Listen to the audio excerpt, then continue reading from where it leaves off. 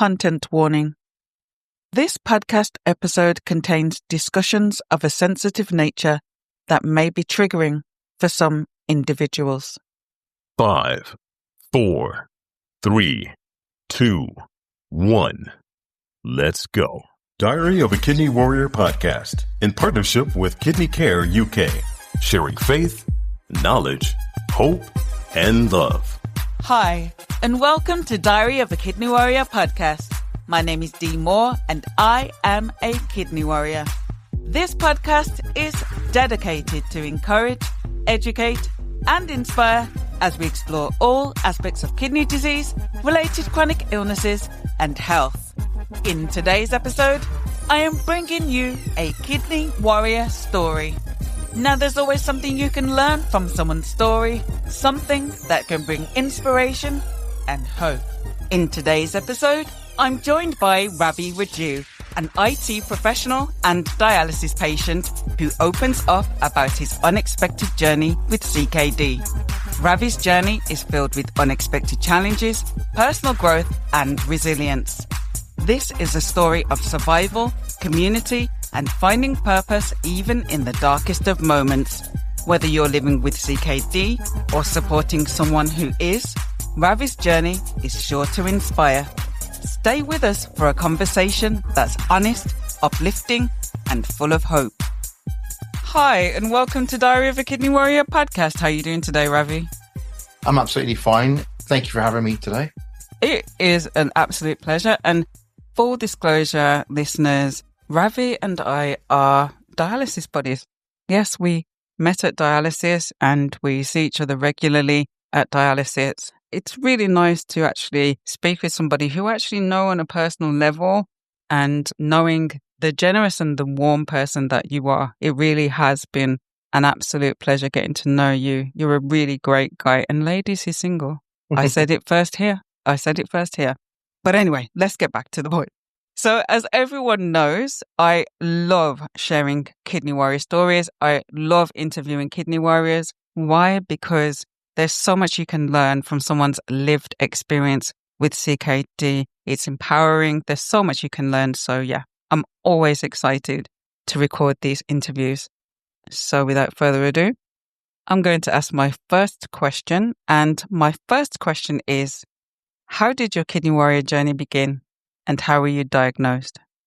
Okay, so you got to take it back 5 years, all the way back to January 2020, right at the beginning. So there was a big Christmas, a few parties, I went out, had a few beers, partying, went back to work on 3rd of Jan. When I went to the toilet, I started going for a wee, and I noticed it was frothy and foamy. And I didn't think nothing of it for the first few days. I just thought it was something going to pass. But a week later, it wouldn't go away. So I got a bit worried about it. So when I went to the gym, I was speaking to my personal trainer and I mentioned it to him. I said, I got foamy urine and it's not going away. And he said, it's not a good sign. The best thing you can do is kind of wee in an empty bottle and see if the foam at the top is still there. And if it is, you got to see a doctor, because when you go into urinals and toilets, it has chemicals in it and you can't really work out what's going on. So I did exactly that. And at the top of the bottle was foam. So long story short, I went to see a doctor and explained I have urinal changes. He took a blood test and a urine sample, and he called me up 3 days later. So I went to the doctor's office and he says, the reason you've got foamy urine is because you're leaking a lot of protein through your kidneys out into your urine, which is not a good sign. And the blood tests are showing that your kidney function dropped by 50%. However, there's nothing really wrong with you to cause this problem, and I can't work out what's going on. So we're going to have to basically send you to a kidney specialist at the hospital. So that's when it all started. So being told that your kidney function had dropped by 50% and your doctor was concerned about this, what were you thinking at this time? I actually had a bit of a panic attack in the doctor's office. It was like a complete bombshell just dropped in you, especially when he said there's nothing wrong with you to cause this problem. So you can imagine how you would feel if someone's told you something like that, because your head's going to be spinning and you're trying to basically work out what's going on, because you just become scattered and you're just trying to pick the pieces up in a matter of seconds in a doctor's office. So it was very scary because I'm thinking, what's going to happen? Am I going to get to, dialysis or what's going on sort of thing? So I was all over the place and he asked me to sit down and just relax and take a few deep breaths and stay calm. You said that he referred you to the hospital. So what happened next? This is January 2020. So I went home and I had a letter come through the post and they basically gave me an appointment to see a kidney specialist for the beginning of March 2020, which is roughly 2 weeks before the pandemic had started. So from then on, I waited 2 months. In that 2 months, I did everything I can to look after my health. I trained and I trained. I dropped 2 stone in weight because I didn't know at the time what was causing my kidneys to decline and nobody knew what was going on. So I thought it could have been a lifestyle problem, something that I've done maybe. And when I went to the doctors in March to see a specialist, I was fit as a fiddle. And they done some blood tests. And again, everything came out negative for what they're testing for: diabetes, cancers, Crohn's, Cialis, HIV, you name it. Everything under the sun was coming back as negative. This is something that I can definitely relate to because when I was an inpatient at the beginning of my kidney warrior journey, they were doing all these tests and they couldn't find a reason why my kidneys were failing. So I can really relate to how unsettling it is. So you mentioned that this was during the pandemic as well. So you also had the social distancing and all different things being cancelled. Did that have an impact on the process of getting your diagnosis? Oh, massively, yes, because they had follow-up appointments. But as you know, everything got locked down and I was told to lock down as well, as everybody else did. So my appointments were pushed back at least 5 to 6 months and I was left in limbo. So I was at home, locked down, working from home, just found out my kidneys are failing and a pandemic has hit. And it was really, really scary times. It affected me quite mentally as well. I mean, I had to stay really strong. I took advantage of the hour exercise to go out for the walk every day. I kept myself fit as I could. But again, I was stuck in limbo and I was thinking anytime now my kidneys are going to fail and I'm going to die, I'll be rushed to hospital. During that time, while I was waiting for my appointments, I did actually contract COVID as well. And I was poorly for a few weeks and I had bad chest for about 7 weeks after. And this is all during that time of the lockdown to the time when my appointments started coming back in. So for that 5, 6 months, I can only say it was mental anguish. It was hell. I was locked up.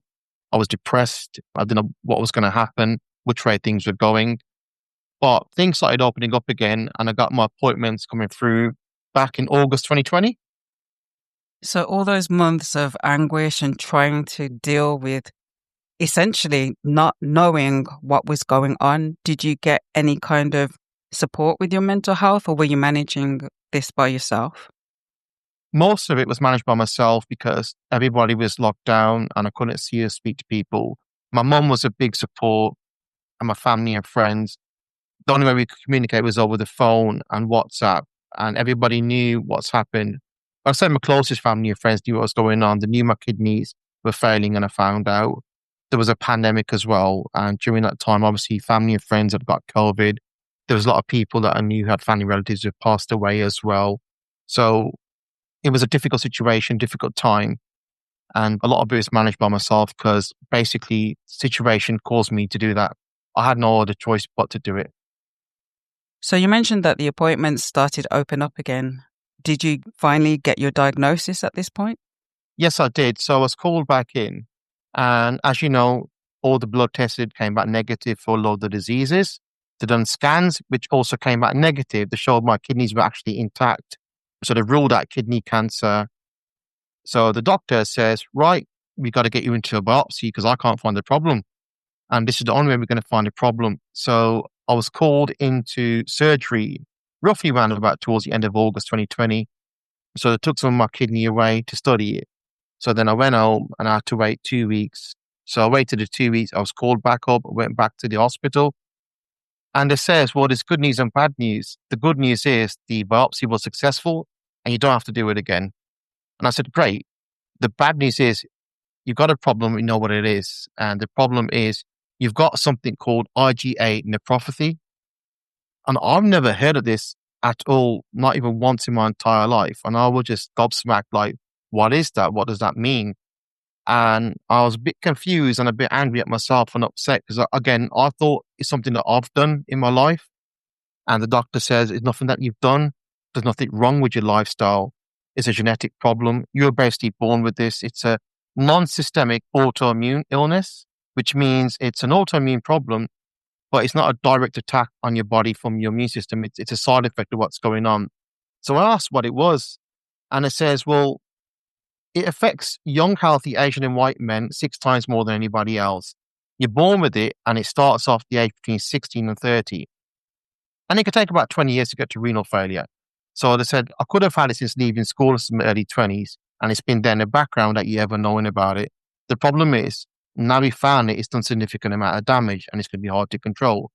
So what it is everybody has immunoglobulin A, and it's a protein block that your body creates to fight viruses, infections, and everybody has it. When you have IgA nephropathy, what starts to happen is your immune system mutates, and it starts to create what we call sticky IgA, which is a malformed IgA. And your body doesn't know what to do with it, so it treats it as waste, and it tries to get out through the kidneys. And when what happens is, the kidneys can't filter out protein blocks. They're designed to keep protein in and filter out waste. So over time, it stays in your kidneys and it clogs your kidneys up, and then basically causes renal failure. So I've had it since my late teens or early 20s, and it's been there in the background for all these years. As an Asian man, knowing that it affects Asian and white men more than other communities, did they actually explain the reason for that? Not really, no. It's just it's a genetic problem. Some races have other problems. Women have certain problems that men don't have. It's just one of those things. But a good, interesting fact is that I was told only 1 in 10 cases is inherited. 9 out of 10 cases is not inherited. Now, my family history, none of my cousins or anybody actually has it, and I'm the only child. So, but the doctor says, in your case, it could be you're just one of those guys who woke up one day and your body decided to have it. It's a genetic problem. And always remember, it's nothing that you've done. You're a healthy guy. You look after yourself. It's not your fault. And I think that really is a really, really important point, Ravi, because I think sometimes when you tell people that you have kidney disease or kidney failure, some people automatically go to, what have you done? Like, we've done this to ourselves, or drank too much, or smoked too much, or whatever it may be. But actually, like you said, sometimes, even though you do everything right, you take care of yourself, unfortunately, for some people, it happens. And I'm one of those people as well. So for the men listening, what would you have to say? What advice would you have for any of the young men that are listening that may have been recently diagnosed with IgA nephropathy? What advice do you have for them? The first advice I'm going to give is don't start trying fad diets, because no diet is going to make it worse or make it better. Unless you got other health problems such as diabetes. If it's just purely IgA nephropathy, always remember, no diet is going to make it worse, make it better. The best thing you can do is look after your overall health. Sometimes it can be controlled and you won't get to dialysis. Unfortunately, in my case, I'm on dialysis waiting for the transplant. But the best thing you can do is, first off, look after your overall health, eat a balanced diet, get plenty of exercise, get plenty of cardiovascular exercise, because you got to plan for the future if you do get to dialysis. Now, if you get to hemodialysis, you have to have a strong and healthy cardiovascular system for it to work efficiently. So your blood vessels in your veins have to be very healthy as well. So the best thing you could do is do a lot of cardio, keep your heart strong, keep any extra weight off your body because you want to be fit for the transplant and to get on the transplant list as well. If you were to get that, you got to plan ahead and think ahead, and you got to basically look at all options and which roles will lead to what scenario. So overall health, very important. If you're smoking, quit smoking. Alcohol, just drink a sensible amount of alcohol. Watch your fast food intake. Just keep a healthy, balanced diet, exercise. You're probably going to be getting a lot of appointments with your doctors. Go to all the appointments. Take your medication. They will try and give you certain medications, but you try and slow it down. And in some cases, it will help you and slow it down. Take your medications. Never miss your appointments. And if you're going to be heading towards a transplant and you find out your kidneys are failing, do everything your doctor tells you to do, because one of the hardest things is to get on a transplant list. You got to be healthy. You got to be in a good condition to get on the transplant list. Get to that condition to get onto the transplant list if you're heading that way. Always remember as well is IgA nephropathy, something that is extremely difficult to control. It's not like diabetes where you can control your blood sugar levels, you could reduce damage. It's just going to keep pounding your kidneys away. There isn't really an immunosuppressant that's going to directly slow it down. General immunosuppressants will slow your overall immune system down, which will basically slow the process, but it will always be there. So always remember that as well. And so looking after your overall health is the best thing you can do. And that's the best advice I can give. Very comprehensive advice there. Excellent advice. So you touched on when you were speaking that you're now on dialysis. Obviously, when we opened up, I said we know each other from dialysis. So how did you get to the stage of needing dialysis? What happened? Okay, so after the diagnosis, they gave me some medication, which helped at the start. My kidney function kind of stabilized. And then, so between 2020 and the end of 2023, during those years, I had various appointments trying to slow it down with the doctors. But my kidney function started to decline and it kept declining. So over those years, I did everything I could, looking after my health, plenty of exercise, training. I've done mountain climbing, I climbed Ben Nevis, I climbed Scarfell Pike, Snowdonia. I've done everything I could. And during those years, the only symptom I ever had was the frothy urine, and I had no other symptoms. So they kept monitoring me. They kept saying it's going down, it's going down, it's going down. So that's what was happening during those years. So I've come to 2023, kidney function got very low. And again, at this point, I still had no symptoms. So they says, we've got something called budesonide, which is a steroid, which is basically in trials. It's basically designed to slow your immune system down in your gut, which is causing a problem. So I did try that. But unfortunately, I had some horrible side effects and affected my left eye. So unfortunately, I couldn't carry on with budesonide. So it comes to around about September, October 2023. I noticed I started sleeping like 12, 13 hours. And I was basically really tired, even though I was sleeping that long. So I'd come home from work, have something to eat. I lie in my bed 7:30. I couldn't get off the bed. I started feeling very sick when I was smelling food as well. And I wasn't the same.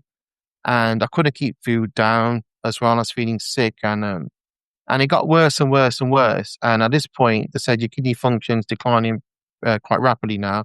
It's time to get ready for dialysis. So we agreed on starting me off a peritoneal dialysis, and so I was getting ready to have a tube fitted. So a few weeks before the operation, I started getting swollen legs and swollen feet and gout, and I knew it was time. So 2 weeks after that, I went to the operation to get the tube fitted for peritoneal dialysis. And unfortunately, the operation was cancelled because it couldn't fit me in, lack of staff, and there was an emergency operation. So I was told to go home. And at this point, I was in panic because I said, look, my feet are swelled up and I've got gout. I'm not feeling very well. I need to have dialysis. So they told me to go home and then go to the clinic the next day. So I went to the clinic the next day to discuss what the next steps were going to be. And I was in a very, very bad state. So I had fluid retention, gout, I was in pain. And the nurse looked at me and says, the average rate now for another operation is 6 weeks. However, looking at you, you're not going to last that long. And I says, no, I understand. I totally agree with you. I said, I'm not going to live that long. So they says to me, we've got to get you ready for most likely now emergency hemodialysis. So they said the best thing to do is go home, put your feet up, rest. They gave me some medicine for the gout. And they said, we're going to call you tomorrow. And I said, that's absolutely fine. Let's get things moving. So after the appointment, I was waiting for the taxi and I started feeling very dizzy and sick all of a sudden. And really horrible, sharp noise in my head. And I said to my mum, I said, I'm not feeling very well. Took me back to the clinic. And that's all I remember because I collapsed in the clinic. I collapsed and I fell over to the chairs and I passed out. And the nurses came rushing over. Next thing you know, I woke up on a stretcher back in the clinic with oxygen on my face, oxygen mask, to doing blood pressure and everything. And I had a massive blood pressure dip. So it got to the point my kidneys couldn't control the blood pressure anymore. So it was going high, low, high, low, high, low. And this says, we got to get you dialyzing ASAP. You're not going to live that long if you leave you like this. So I went home anyway. They called me the next day and it says, right, tomorrow morning, you got to go straight to the hospital and you have to have a tunnel line fitted for your emergency dialysis. And at that point, I had my heart set on having peritoneal dialysis. So I was going, no, but it says you have to, otherwise you're not going to live that long. So I had the tube fitted, started dialyzing, and immediately I started feeling better. And it just so happens that I actually fitted quite well with hemodialysis. It seems to be quite successful, and I've been okay on it, and I decided to stay on it ever since. So from that point to now, I've been on hemodialysis waiting a transplant. I have to rewind slightly because I'm a bit taken aback by the fact that you collapsed in the clinic. You clearly were very, very unwell, and they allowed you to go home. Like, I would have thought that they would have admitted you and kept you in for observation. I mean, how is it that they let you go home? To this day, I don't know. I asked the same question, and they said it's my blood pressure had dipped, but I have no idea. I mean, I had gout and swollen legs. It says the best thing to do is just to go home until we get you into the hospital to get you ready for dialysis. And I was clearly not fit to be at home. I was at home. I was all over the place. I was pale. I was sitting on the sofa with my legs up because I had fluid retention and gout. But I mean, they acted quite quickly.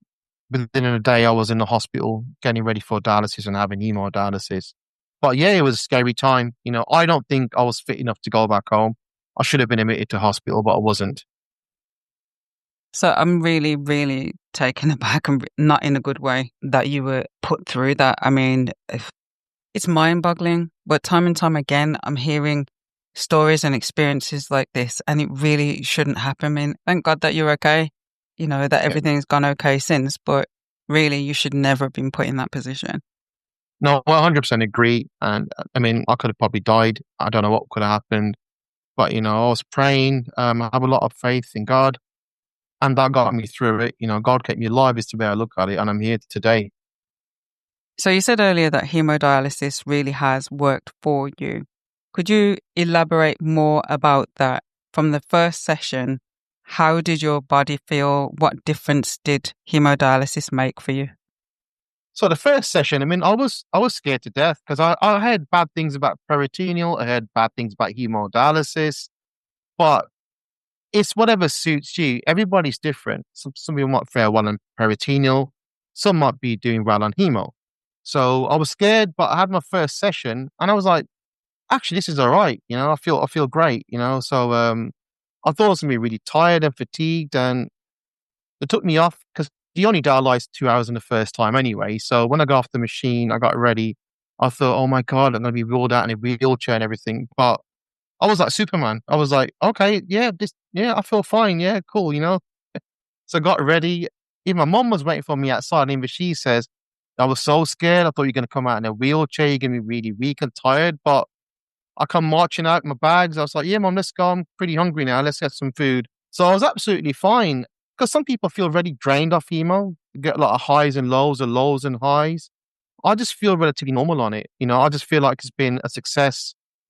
I don't think I would have fared well on peritoneal. And I think things happen for a reason. I wasn't meant to ever have that tube fitted in my stomach. I'm thinking back at it now. I realized, I just wasn't meant to have it. I was always meant to have hemo.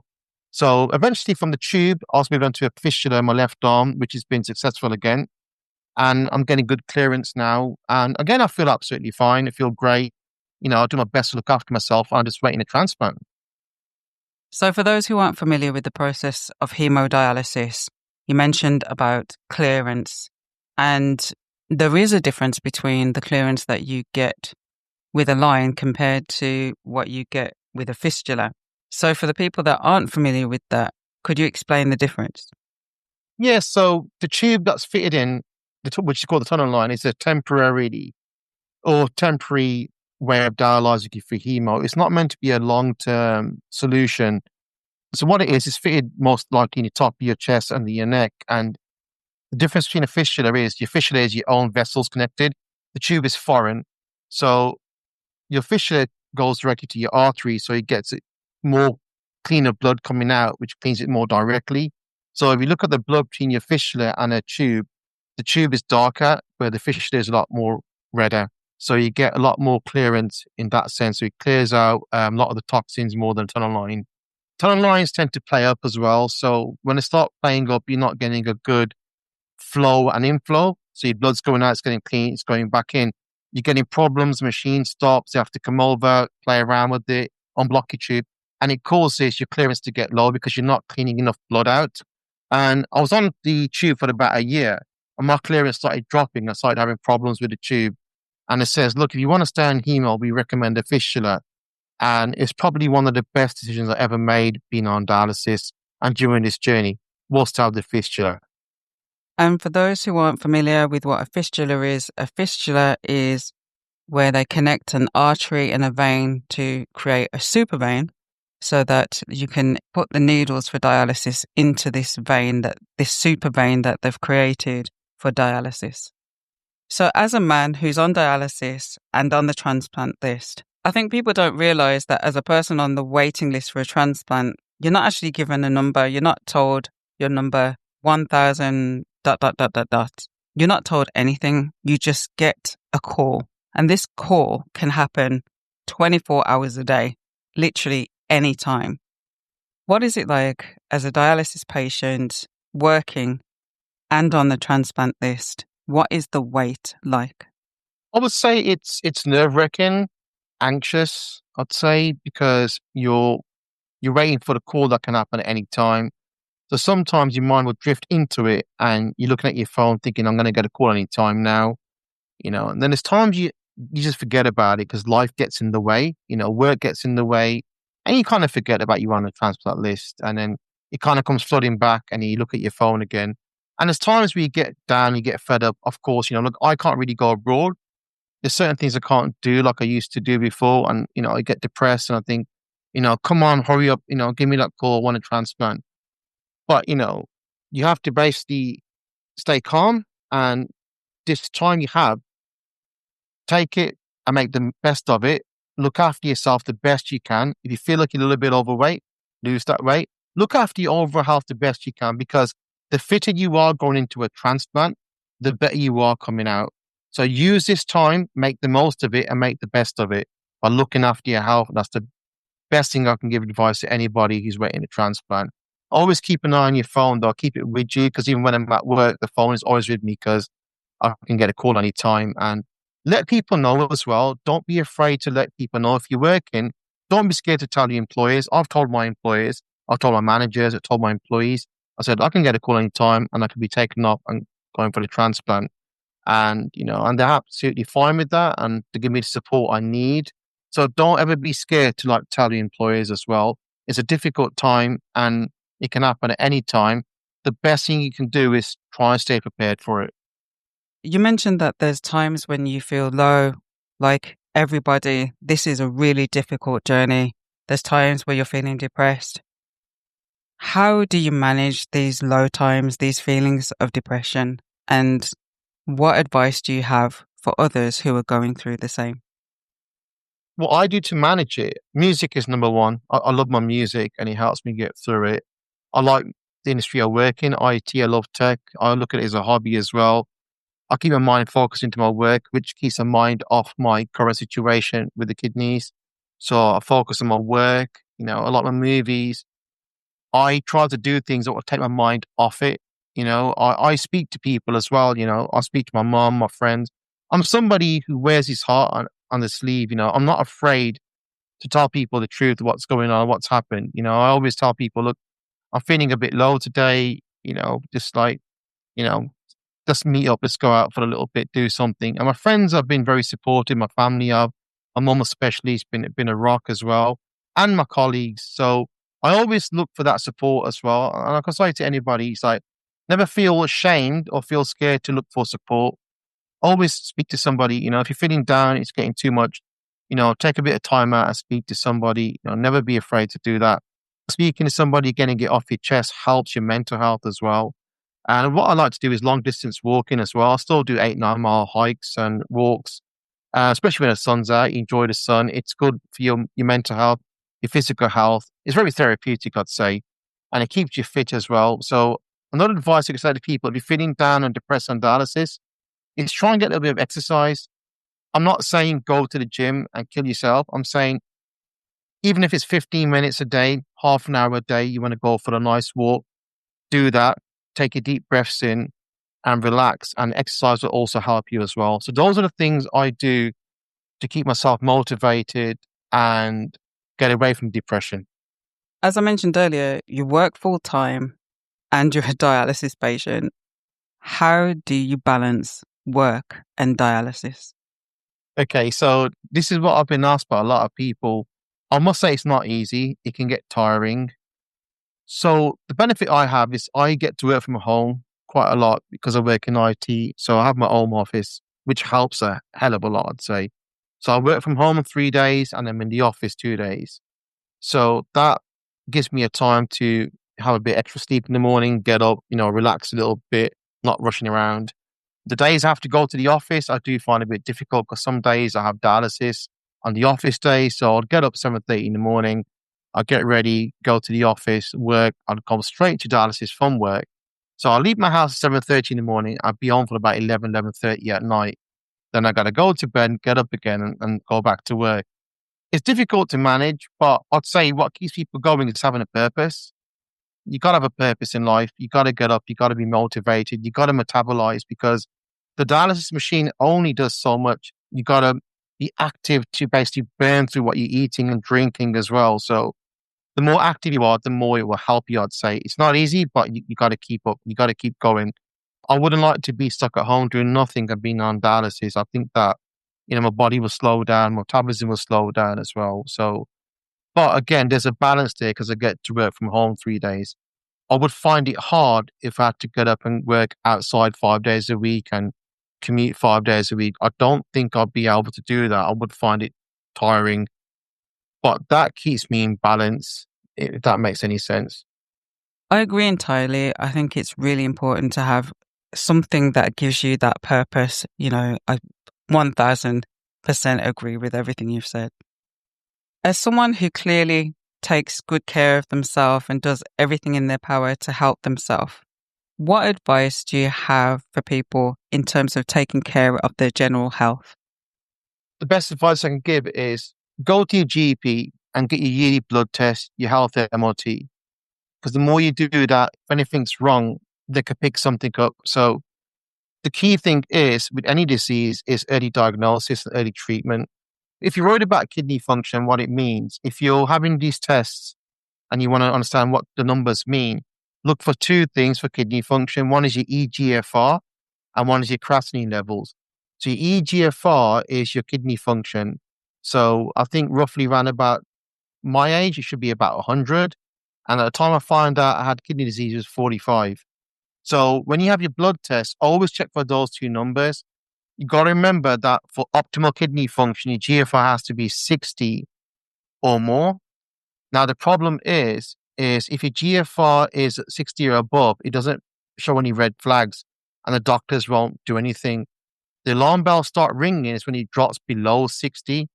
But if you're having blood tests and your GFR is around about a 60 or just above, and then I would always advise to get it rechecked. And if it's not going up, I would suggest, again, insisting on further checks because the GFR, sometimes it goes up and down for everybody. But if it's dropping that low, not going back up, I think there might be a problem. And always ask for a urine test, check for protein as well.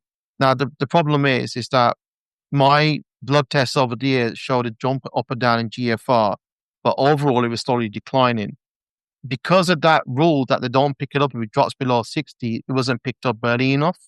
But the last time they tested me before this kidney function diagnosis, my GFR was 63 and nothing was ever said or picked up. It's only when it dropped to roughly about 45 is that they found out. At that point, I had frothy urine, I was leaking protein. So at that point, it was kind of too late. So the key thing is early diagnosis. Never ignore the request from your GP to have a full blood test and check. Always get that done. Always ask for the numbers and what they mean. Excellent advice. I mean, it really is about knowing your numbers. I say that all the time, know your numbers. when they give you your test results and they say, oh, everything's fine, never accept that. Find out what the numbers are, because if you don't know the numbers, you don't know the trend. And everything's fine is fine all the way down until it gets to that point. And like you said, by then it's too late. If you know your numbers, you know if they're going down, and speak up. I can't say enough. Speak up, advocate for yourself and say, no, I want this sorted out. I want this investigated. So I know that you're active on social media. For anyone who'd like to follow you, what are your handles? So I've got a Facebook profile. I'm on Facebook. So just search for Ravi Raju and you'll find me on Facebook. And as always, I will put the links to Ravi's social media in the description box. So today, Ravi, you've shared your Kidney Warrior story, how you were diagnosed, the different challenges that you've overcome along your journey to get your diagnosis, to get treatment, to start dialysis, and life beyond. What is your final word of encouragement for the listeners? Final word of encouragement is, never give up. If you're going to go out with a fight. That's what I always say. Don't just give in to it. There's treatment out there. If you diagnose kidney disease, there's treatments out there.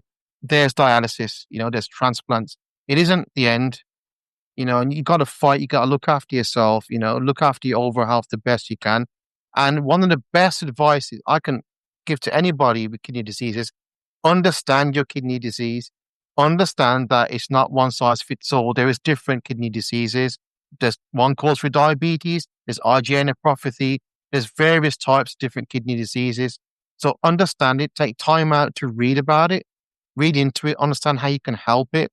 Speak to your doctors, go to all your appointments. Like I was saying before, don't start bad diets and, trying to stop this and stop that, because sometimes it ain't going to help. Understand your kidney disease. Do whatever you can to help it. Thank you so much for joining me. Thank you so much for sharing your story. Thank you for your openness and the really, really great advice that you've shared. I know this will help so many people out there. Thank you so much. It's been a pleasure. Thank you very much for having me. Thank you for listening to Diary of a Kidney Warrior podcast. I truly appreciate your support. New episodes of this podcast are released every other Monday, so make sure you subscribe so you don't miss future episodes. And if you found this episode helpful, why not share it with someone who might benefit too? To stay up to date with the latest episodes, news and resources, sign up for the email mailing list and join the WhatsApp channel. All the details are in the episode description. Until next time, take care and choose to live.